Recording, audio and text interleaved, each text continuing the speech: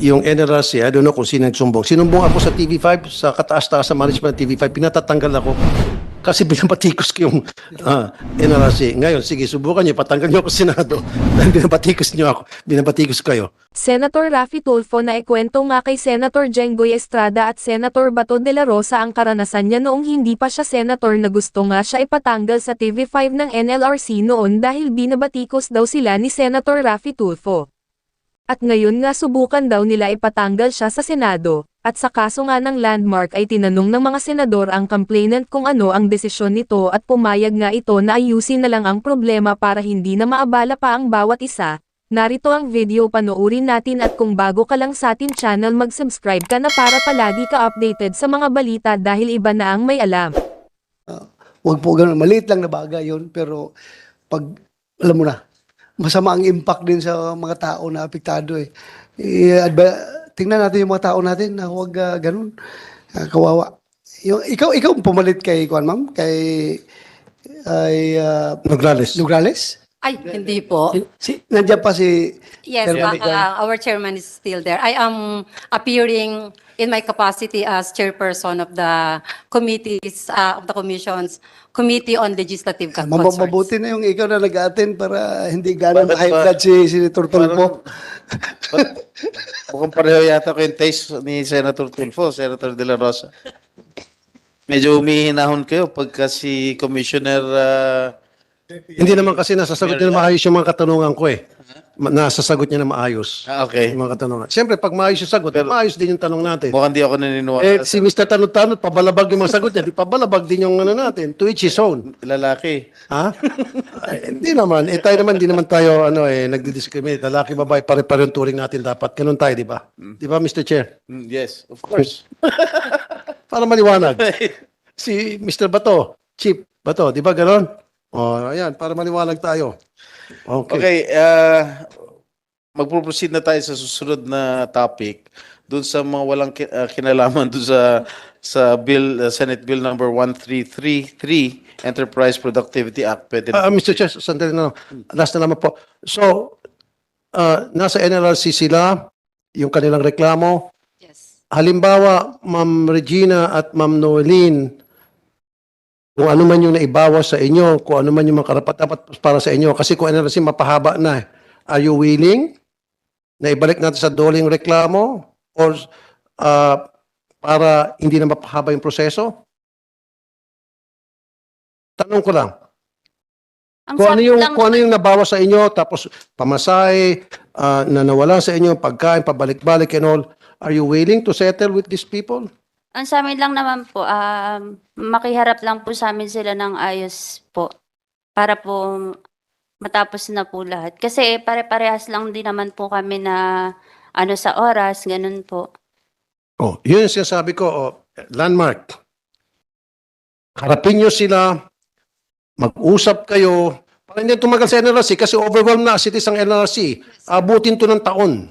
At pabalik-balik sila, mamamasahe sila. So, mag-usap kayo kung ano yung gusto nila sa tingin ninyo na fair, na talagang yan ang maging hustisya para sa kanila. Why don't you talk? Di ba? Come up with a good agreement, a settlement. Kasi itong mga pobre, pamasahin nila pabalik-balik. Yung effort, may mga trabaho na rin sila. Mag-off sila sa trabaho nila para umattend sa hearing sa NLRC. At alam ko kayo, mahaba ang pera nyo, mahaba yung bulsa nyo, kahit nasira-sira yung mga kubeta ninyo, alam ko marami kayong pera na pwede kayong mahabang pisin nyo na pahabain itong proseso. Pero how about them? So if I were you, talk it out. Kung magkano yung nakaltas sa kanila, plus yung mga pamasahe nila, yung mga nawala sa kanila na, di ba? Tama. Dahil hindi sila kapagtrabaho, bayaran nyo lang, tapos na. Okay ba sa inyo, Ma'am Noeline, Ma'am Regina? Payag kayo? Opo. Oh. Saan ka nagtatrabaho ngayon, Rina? Saka Noeline? Saan ka nagtatrabaho ngayon? Ha? Landers. Sa Landers na. Ikaw? Bali, sir, sa bahay pa lang po kasi kagagaling ko lang po sa check up pero akala po kasi namin buntis po ako. Pero may PCOS po pala ako. May PICOS ka. Opo, sir. Hindi yung PICOS machine, no? So, Mr. Chair, siguro, pwedeng bigyan natin silang abogado, itong sila Ma'am Noeline, Ma'am Regina, sa pakikipagharap nila sa dito sa landmark. At kapag nagkaayos sila, then mabaliwala na yung kaso sa NLRC. Case closed. Willing ba kayo dyan sa NLRC? O si yung abogado, si attorney, Dionela. Your Honor, Mr. Chair, we will check with the client, Landmark Nambali, if they have already received the summons. According to Ms. Lomerio, somebody has already received the summons from the NLRC. So I think we can settle it with the NLRC. They will conduct two conciliation proceedings, no? Ngayon, pag makipag-settle sa NLRC, gusto ko may kasama po silang mga taga PAO, Public Attorney's Office, to represent them. At nandun din kami bilang observer kasi original lumapit sila sa amin to make sure na hindi sila dihado. Yes po. Okay. So, ganoon po siguro. Kaysa naman pag NLRC, abutin tayo ng napakahabang panahon. Di ba, ma'am? O, di ba, attorney? Yeah, if it's reasonable, Your Honor, we will settle. Okay. Sige po. Sana po. Ganoon. Matuloy na ito. Madam Commissioner Mary Ann at Commissioner Julia. Ma'am. Okay. Para mabawasan ang kaso ninyo. Oh, dalawang kaso din. Matatanggal. Totoo naman. Bawas din. Para mabawasan ang backlog ninyo. Salamat. Ilan na ba backlog cases ninyo? Marami? Average case namin per year is 34,000 Oo. Per year. per year. Yeah. Per year, minus 2.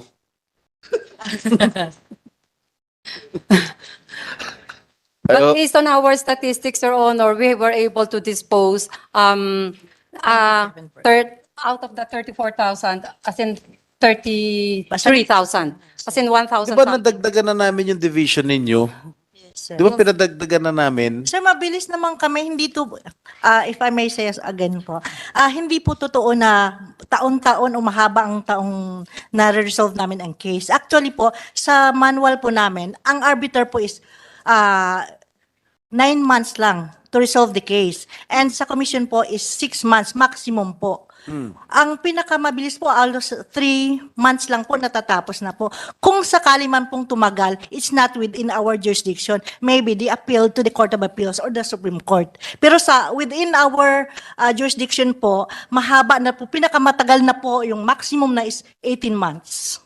So sa iba po yun, hindi po sa amin yung tumatagal. Gusto ko lang po sanang masabi. Narinig naman yata ni Senator Tulfo. Yung kanilang kaso, yung mga hinahawakan nilang kaso, usually, the earliest, yung kanilang didispose na kaso is 3 months. Okay. Hindi po tumatagal ng 6 months. Kaya po tumatagal, siguro doon sa mga nag-aapila sa Court of Appeals, no? Yes. Court of Appeals lang, no? Yes, Court of Appeals and then hanggang Supreme Court. Court. No, in some cases na na-handle po namin, hindi na po umabot sa Court of Appeals at sa Supreme Court. Doon pa lang po sa NLRC talagang tumatagal na. Doon na lang talaga kinakalawang na inaamag na yung mga dokumento yung kaso. But what Kaya they're nga saying, kinadjust ko nga, natuwa nga ako na si Mr. Nograles, mag-retirable na ata, no? Mag-retire na siya. Ako po ay magpapadala ng cake sa kanya at balloons at candle bilang pasasalamat sa kanyang retirement. Ipapalit si Commissioner Mary Ann.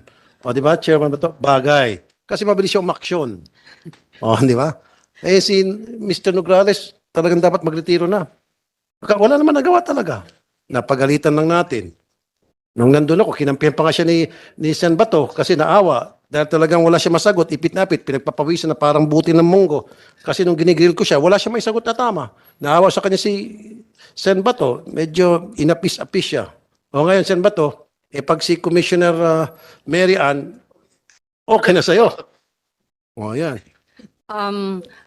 Gusto ko lang po sanang masabi rin, Your Honor, under po kasi sa leadership naman po ni Chairman Nograles, marami rin tayo pong measures and development na nagawa. Isa po siya sa mga naging chairman ng commission natin na malaki ang nagawa sa commission. Siguro po, kung may mga pagkukulang, tinutugunan na po natin ngayon. And lastly na lang, thank you po, Madam. Ma-remember ko many years ago, yung NLRC, I don't know kung sino nagsumbong. Sinumbong ako sa TV5, sa kataas-taas sa management ng TV5, pinatatanggal ako. Kasi binabatikos ko yung NLRC. Ngayon, sige, subukan niyo, patanggal niyo ako sa Senado. Dahil binabatikos niyo ako, binabatikos kayo. Di ba? Hindi nga, kasi inaaraw-araw ko sila dahil sunod-sunod yung natatanggap ko ng reklamo noon sa mga kawawang pobre manggagawa. Abay, nagsumbong ba naman, Mr. Chair, sa kataas-taasan sa TV5 at gusto akong patanggal? Sino yan, Senator Tulfo? Yung nagsumbong, Yeah. hindi nga, ayaw nga sabihin. Basta pinatawag ako sa office na, may nagreklamo sa'yo, ito yung mga gustong mangyari, gusto kang patanggal kasi raw, masyado kang harsh, masyado ka raw mahigpit sa mga taga-NLRC. Ano bang problema? I explained. After I explained to them, ganun ba? Sige, continue doing what you're doing. Sana i-continue na lang yung pagpatuloy nyo na lang yung speedy trial ng Yes, cases under your stewardship. Yeah. At Yes, Your Honor. dispose it as at the earliest possible time. Yes, Your Honor. We Right. will do po. Sige. Maraming salamat. Permission to leave po, Your Honor. All right. Hindi ka na ba kasali dito sa productivity act? Hindi na po, hanggang landmark lang po Alright. kami. Thank you. Permission to leave. Maraming salamat po sa inyong lahat. Maraming salamat po. Okay.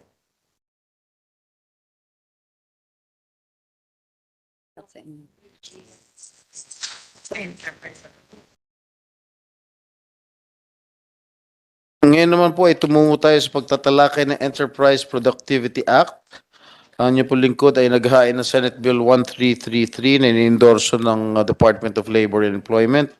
Sa mababang kapulungan, ito po ay kasama rin sa priority measures ng Committee on Labor sa pangunguna ni Congressman Juan Fidel Felipe Nograles. This bill seeks to fortify the intentions of the Productivity Incentives Act of 1990 by the establishment of a Productivity Incentives Committee, the adoption of productivity incentive programs, granting productivity incentives to employees, and providing a tax incentive to business establishments for granting incentives to our employees. Do you have anything to present sa representatives ng DOLE? You have a presentation? Your Honor, we have prepared a presentation for How many minutes, Yusek? actually mahaba-haba po. Pero pwede naman i-dispense yan. Pagkatapos we will just Kung furnish mahaba, the- can you just furnish us a copy since Yes, we will Your have a session right now? Yes, Your Honor, we will furnish you a copy And of our dun presentation. sa mga stakeholders, can you just give us your position paper? So through your position paper, we can craft yung mga committee report dun sa inyong mga position paper. Anyway, do you have any objections with regard to Senate Bill number 133? Or do you have any reservations? Do you have any reservations? Insofar as the DOLE is concerned, Your Honors, we fully support the noble objective of the bill, the Senate Bill number 1333, which seeks to repeal Incentives Act. Incentives Act of 1990. Okay. So we have submitted our Position position paper. paper, and we hope that this particular bill shall be immediately What in approved. particular do you want to repeal dun sa Productivity Incentives Act of 1990? Yeah, please. Thank you, Mr. Chair. With the permission po of Yusek Agargo. Yun ho kasing RA 6971, while it is an advocacy policy, once you enroll in the bill, there are restrictions, restrictive provisions that the firms have to comply. So dito po sa inyo pong dito po sa Senate Bill 1333, nakita po namin that the restrictive provisions have been liberalized, and therefore we support that, and at the same time we see it as a good strategy to strengthen the bipartisan between the labor and management, given that the principle of shared responsibility is being promoted under the act. So Mr. Chair, nakita rin po namin that the bill also calls for the government to build a workplace culture and mindset of productivity as a way of life by incorporating them in the school curricula and the technical training programs in the country. And also it advocates for harmonized implementation of government programs and interventions on productivity improvement through collaboration and mainstreaming of productivity agenda in our national innovation agenda and other sectoral strategic documents in support of our national development plans. And finally, Mr. Chair, we support that in the bill there is a proposal to establish an accreditation system of productivity experts, which would facilitate the provision of technical assistance to as many interested firms as possible. So as you mentioned earlier, there's already a parallel initiative in the House, and we earnestly hope, Mr. Chair, for the swift passage of the bill po. Thank you, Mr. Chair. How important is this bill? Sa tingin po namin, at this time, it's really very important that we promote productivity improvement in all enterprises, especially that we want to achieve yung pong priority targets under the national development plan in the country. Is this a priority bill of The department. the department? Yes po, sir. Because it will really try to strengthen as well the nexus between wages and productivity. If not, halimbawa halimbawa natulog sa committee, what will happen?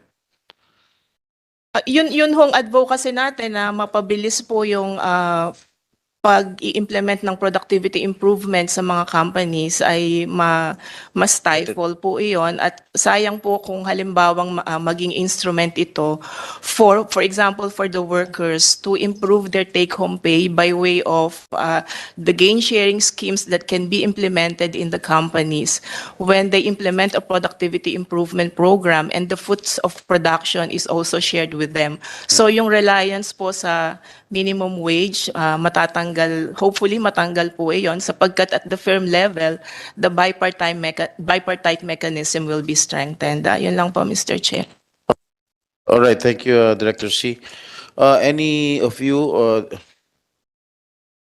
Director Lianyo? Director Opo. ba yan nakalagay? Moraga Leaño po. Okay. Your Honor, good afternoon. You're from? po. I'm the director of the UP Institute for Small Scale Industries. All right.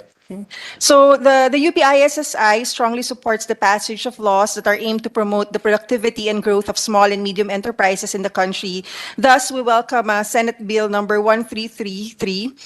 Once enacted into law and known as the Enterprise Productivity Act, okay, the proposed measure is expected to spur productivity and growth of SMEs, which face several hurdles for their development owing to their limited size and reach. We take note of Section 5, which creates the Productivity Incentives Committee, an improvement from the Labor Management Committee in the current version of the law. So, while we welcome the proposed legislation, briefly lang po, we would like to discuss yung aming recommendations to strengthen the effectiveness of the bill once enacted. We already submitted the position paper and the presentation. So ito po ay yung highlight na lang po. Okay. Is it with us, Comsec? Okay. Thank you. Dr. De Vera will briefly discuss lang po the recommendations. Okay. Yeah, good afternoon, Your Honor. Our recommendations, first, make the creation of the PIC or the Productivity Improvement Committee optional and not mandatory, at least for small enterprises. Because as we know, small enterprises in the Philippines are defined as those having 10 to 99 workers. So it will be sort of a hurdle for small enterprises if they will be required to create a PIC because they're already limited in terms of number of workers.